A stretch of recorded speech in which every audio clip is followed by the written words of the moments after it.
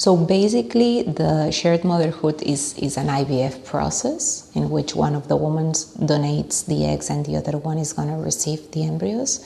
And the most important things that are different between doing a cycle of shared motherhood and doing intrauterine insemination are that with the shared motherhood, we're giving the couple the possibility that they both participate actively in the process. The second important thing is that success rates are much higher with shared motherhood than with intrauterine insemination. We're speaking about around 50-60% chances of achieving a positive pregnancy test after the transfer of a good quality blastocyst. And when we're doing IUI with donor sperm, the chances of pregnancy are between 15 and 20%.